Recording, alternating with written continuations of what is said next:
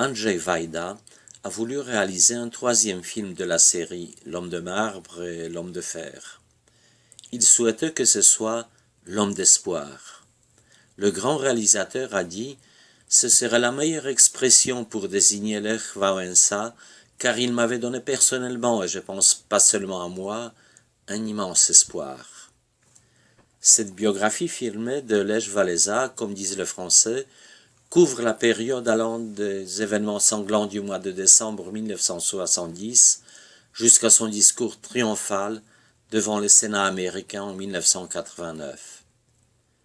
Pour bien comprendre le film, je vous propose une courte introduction dans cette histoire qui a changé le monde.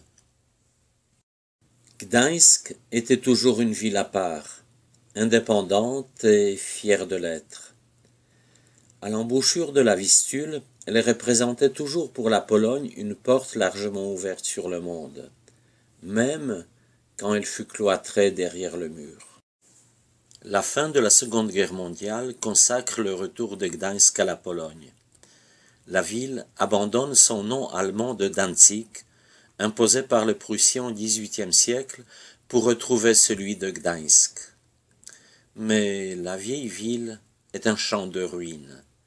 Les Allemands, sur l'ordre d'Hitler, ont fait une forteresse que les Soviétiques ont réduit en poussière sans pitié pour le patrimoine, mais aussi et surtout pour les civils.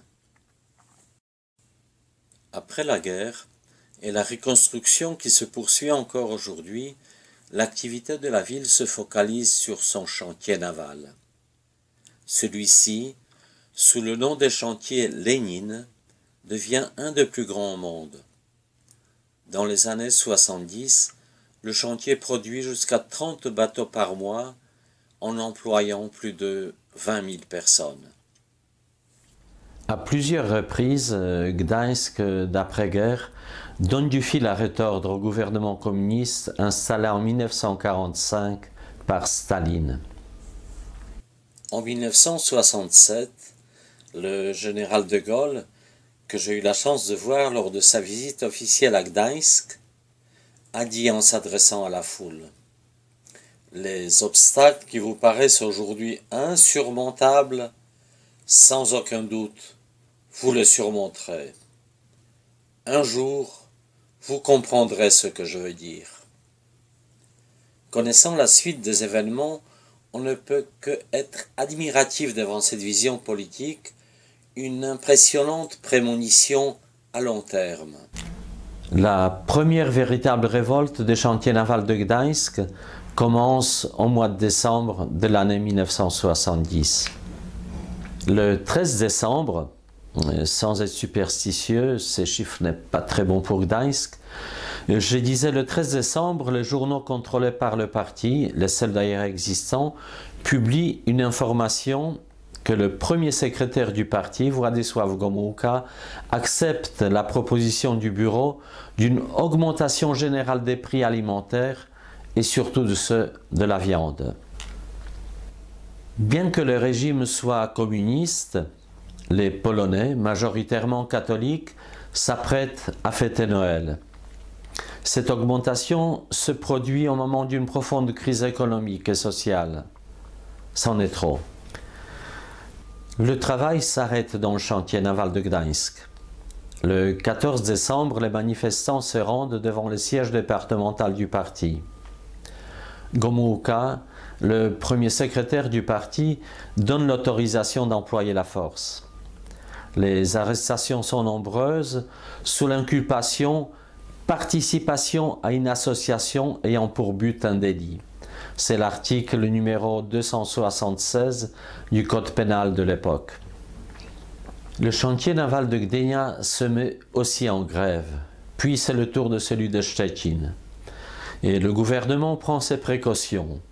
Le littoral de Gdańsk est coupé du reste du monde. Le téléphone ne fonctionne pas, les routes sont bloquées et les bateaux étrangers expulsés du port. L'armée converge vers le littoral et les soldats sont équipés d'armes lourdes, chars, grenades et mitrailleuses. Mais parmi les soldats, un bruit court que les revanchards allemands veulent récupérer Gdańsk. Le 15 décembre, dans la matinée, les manifestants mettent le feu au comité central du Parti communiste de Gdańsk. Les apparatchiks sont évacués par hélicoptère. En même temps, l'autorisation de tirer sur la foule arrive de Varsovie. Il y a des morts. Pendant ce temps, au chantier naval de Gdańsk, les ouvriers présentent une liste des revendications. Ils réclament la libération des personnes arrêtées, l'attribution d'une pension pour les familles des victimes et surtout les syndicats indépendants du parti. Le 16 décembre au matin, un hélicoptère tire sur les ouvriers du chantier. À Gdynia, la grève s'achève. Au petit matin, à la reprise du travail, les ouvriers descendent des trains pour se rendre au chantier naval. L'armée tire sur les ouvriers. Les rafales partent aussi des mitrailleuses des chars et des hélicoptères. Dans cette ville voisine de Gdańsk, 13 personnes sont mortes, dont 2 garçons, nés la même année que moi. Ils avaient alors 15 ans.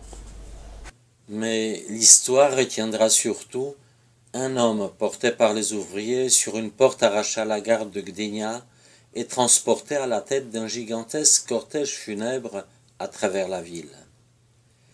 Il fut chanté en particulier par Jacek Kaczmarski, le barde de Solidarność, dans une ballade intitulée Janek Wiśniewski.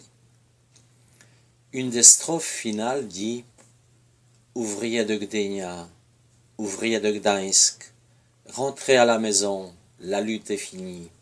Le monde a appris et n'a rien dit, Janek Wiśniewski est mort. » Le 20 décembre 1970, les médias informent les Polonais que le premier secrétaire du parti, Władysław Gomułka, est tombé brutalement malade. Le même jour, le bureau politique du Parti communiste polonais le remplace par Edward Gierek, un ancien mineur du nord de la France. Gdańsk a provoqué la chute du premier secrétaire du parti, Władysław Gomułka, mais rien au fond n'avait changé. Cependant, une idée commença à germer, celle d'un syndicat indépendant du parti. 17 grudnia 1970 roku strajkujący robotnicy Stoczni Gdyńskiej, wezwani apelem miejscowego sekretarza, udali się do pracy.